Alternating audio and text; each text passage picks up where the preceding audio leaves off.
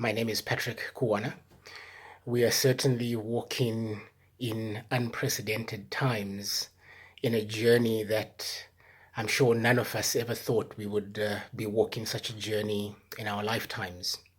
I would like to share a couple of things which hopefully will encourage you or maybe even give you some things to just ponder as you carry on your respective journeys.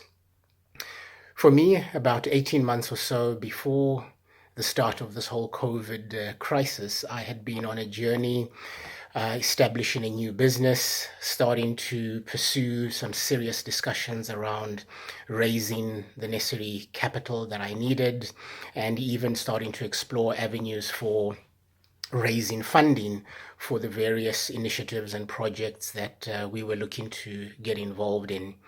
And all of this sort of came to a grinding halt as the COVID scenario sort of reared its head. But what has been very interesting for me in the last few weeks is just really starting to relook things from a slightly different perspective and really starting to think through capital raising, fundraising, etc. And what's been very exciting for me is starting to realize that perhaps one of the most important and vital elements of capital that I've actually been sitting on for many years is actually relational capital.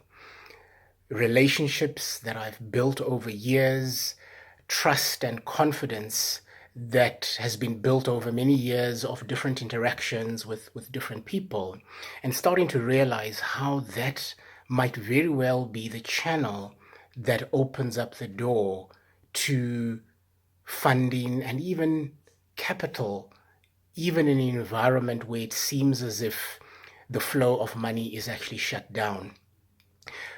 The other area that has been very interesting for me is starting to also explore spiritual capital.